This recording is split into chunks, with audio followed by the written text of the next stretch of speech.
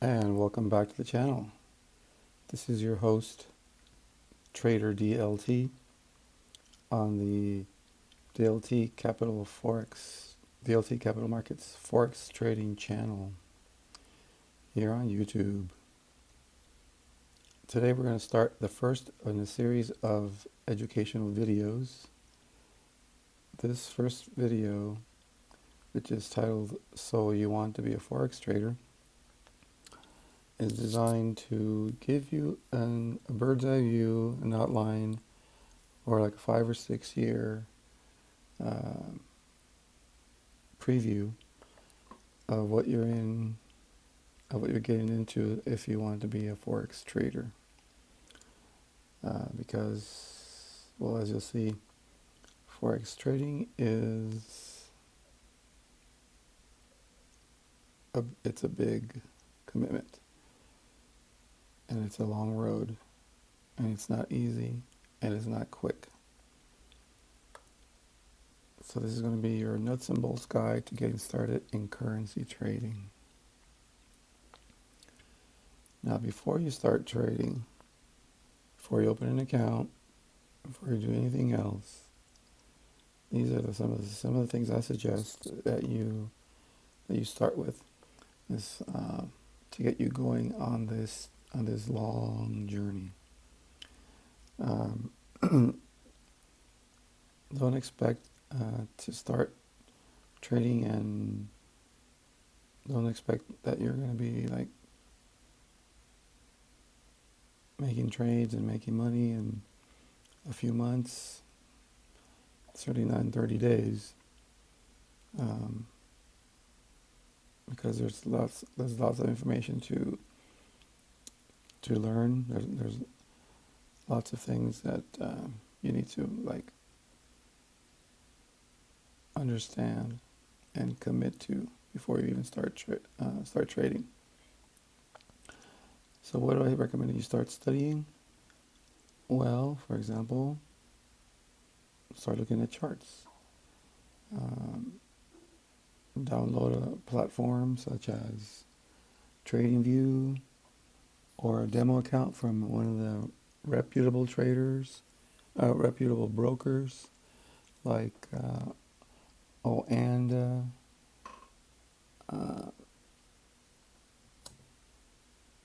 or actually, to tell you the truth, I believe Oanda is the only broker that's regulated in the United States for forex trading.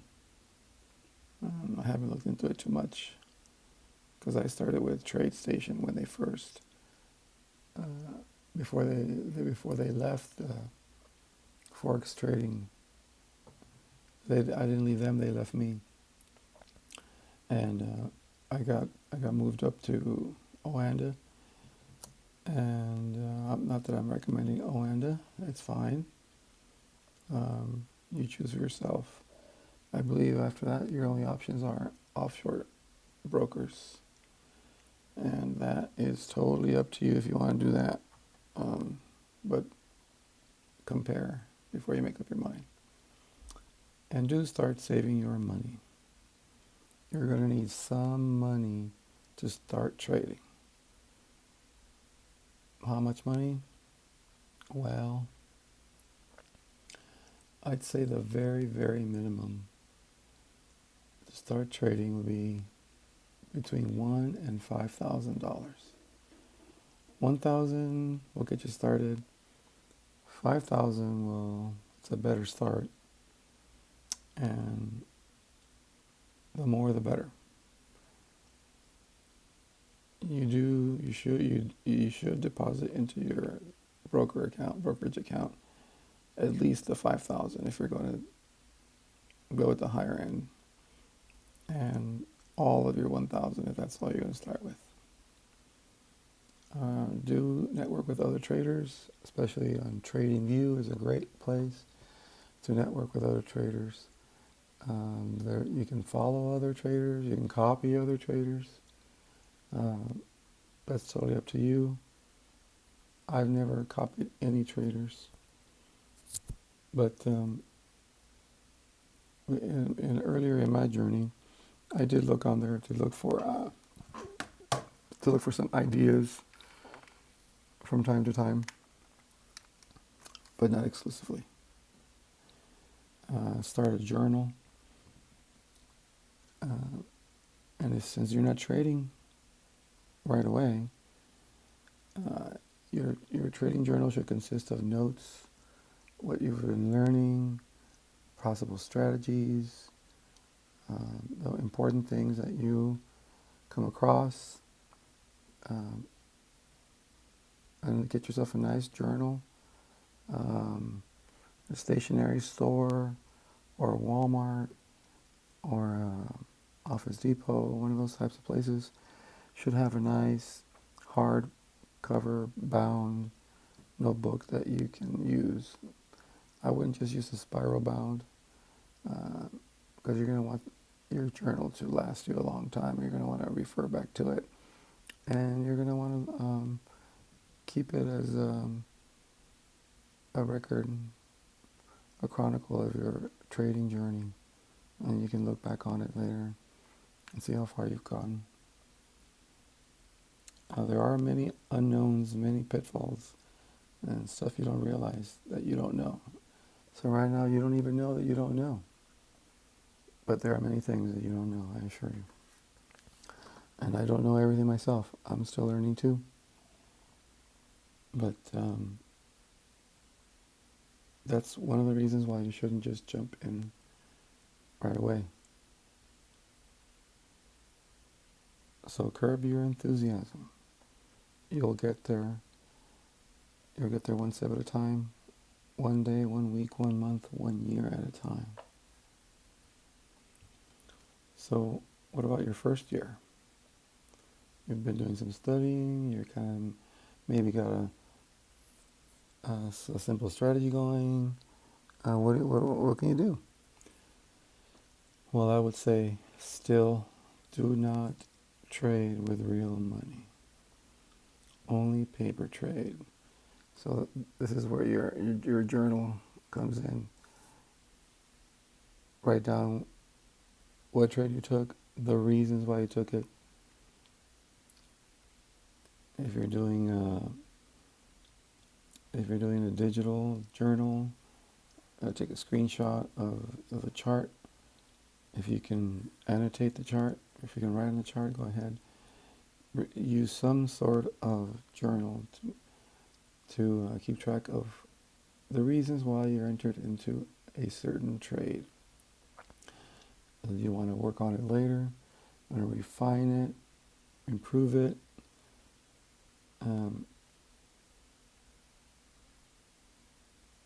And that's how those are two ways you can paper trade. So don't be too anxious to get started. You'll lose money. The thing is, when you first start trading, many times you don't even know that you're over trading. When I look back on my trading, it just blows my mind that I was taking such crazy trades, not realizing they were too big, just way too big. There's no reason why I should be risking hundreds of dollars on one trade when you're on day one. Come on, that's not going to work. You think you can make hundreds of dollars on your first trade, but you're more likely just going to lose hundreds of dollars. So don't do it. You do need to get started learning candlesticks, Japanese candlesticks. I read at least 3 huge books on candlestick charting before I even took a single trade. I still didn't know what I was doing as far as trade size and stuff, but I did kind of have an idea of what the candlesticks were doing. I just had no idea how to get in there and trade properly. I was trying to trade like the 1 minute chart in the futures contract, and that was a recipe for disaster. So you also need to learn your pip values, because depending on your trade size, your pip value will change. your pip is the um, smallest value, the smallest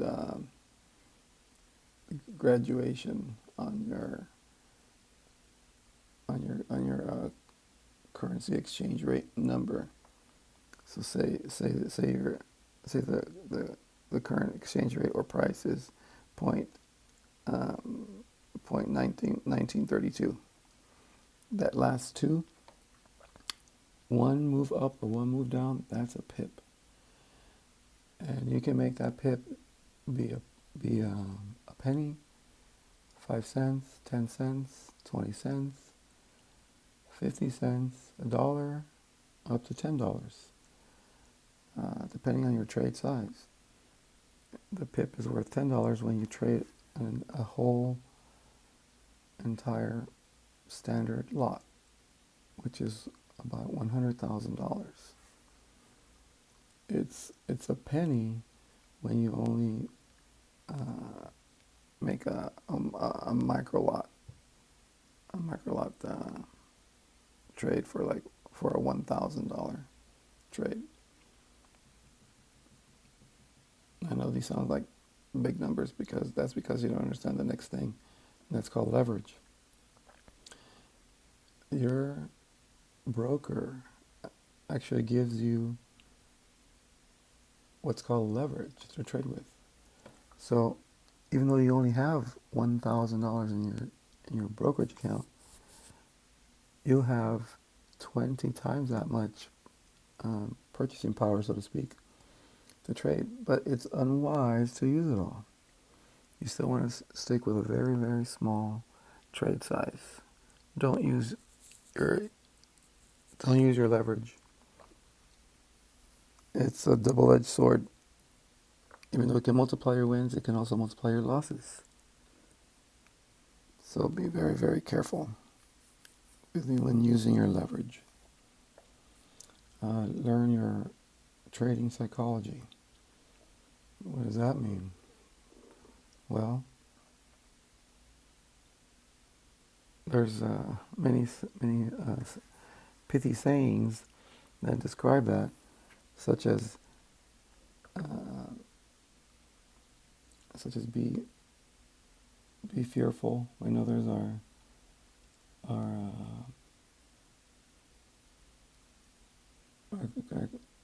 be fearful when others are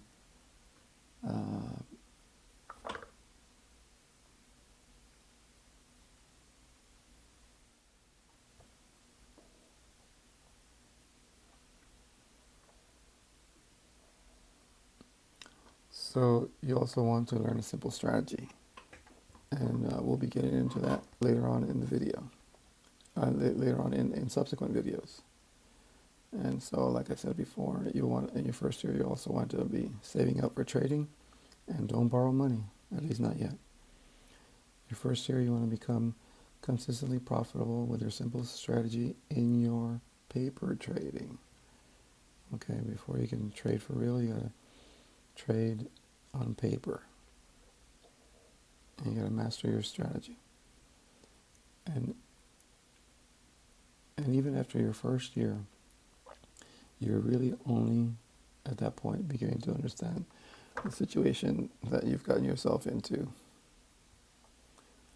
In your second year, you can go ahead and open a live account, drop the money in there, still only trade with the smallest trade size available, 1 cent pips, 2 cent pips. Usually you don't want to trade any more than that because you're still just learning. Continue with your one simple strategy until you have mastered it. Explore sites like TradingView, Forex Factory, Baby Pips. Learn. Don't spend money on courses. There are plenty of free courses available on the internet. Paid courses are just expensive education. And if you're looking for education, there are many vendors out there waiting to take your money. And believe me, they want all your money. They don't just want their few $100 that the course costs. They want all your money. They're going to want to sell you not only the course, but also coaching and trade signals and trade room access and you name it. They want to sell it to you because they want all your money. So continue to save money and don't give it to anyone. Year 3, still don't worry about making money. Be patient with yourself. Your time will come. If you're impatient, you'll always lose. Warren Buffett said, the stock market is the mechanism for transferring wealth from impatient traders to patient traders. Or investors, in his case. Because he's not really a trader, he's an investor. Now, by the end of the year, third year, you might want to increase your trade size up to 5-cent pips. Continue to save money so you can add to your margin account. Year 4, you're going to be learning the daily Forex trading cycle. Trading starts every day in Wellington, New Zealand. First thing in the trading morning. After that, trading opens up in Tokyo, China, Singapore. A few hours later, trading opens up in the Middle East, in Riyadh. And then a little while later, trading moves into Europe. First European markets to open is in Frankfurt, Germany. And then London after that. And 8 hours after that are New York. And there's overlap in between. And stuff happens in these different sessions. There's predictable behavior that goes on during the Asian session. Trading mostly is in a range. When Europe opens up, there's a spike either to the up or down. When New York opens up, there's another spike up or down, many times a reversal. These things can be taken into account in your strategy, and it's part of your trading psychology. And with that, Wyckoff theory. If you take your time to learn Wyckoff theory, you'll see more in depth how the daily trading forex cycle plays along with and goes along with and is mimicked by in Wyckoff theory. This is year 4, so don't worry, you'll get there. You'll be learning common price patterns, head and shoulders, Quasimodos, triangles, flags, ranges, W's and M's. There's a multitude of them, and you need to learn what they look like and how they typically play out. And they play out many times right in line with Wyckoff theory and the daily forex trading cycle. At the end of year 4, you can start increasing your trade size to 25-cent pips or more if appropriate for you.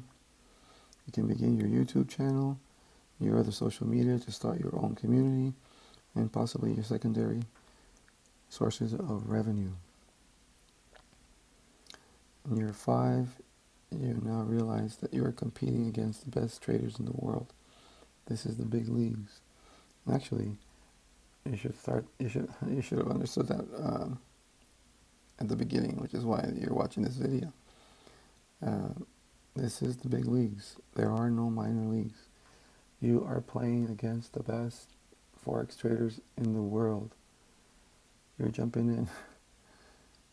You're jumping in with the sharks. You now realize that this is a zero-sum game. For every winner, there is one or more losers. So yeah, someone's going to take your money if they win. You're going to take someone else's money if you win, and that's how this That's how this system works. And by year 5, hopefully you are now consistently profitable. You're possibly trading $1 pips, or possibly a little bit more. You're starting to make some money in year 5. You're also starting to look into getting funding through a proprietary trading company. They call them prop firms. By this time, by your 5th year, you probably are ready to get funding. And as of the date of this video, in July 2021, there are quite a few prop firms that are established, and many more new prop firms coming up every week, every month. Unfortunately, some of them are also scams.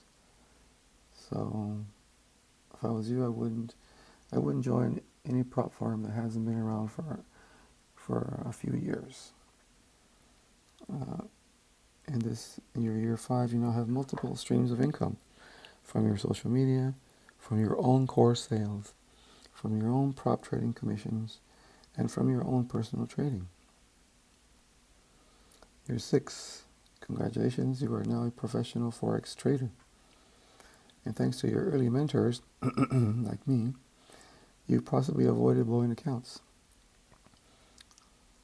Many times you'll hear certain trading educators here on YouTube and elsewhere talk about how, they blew so many accounts when they were first starting this and that.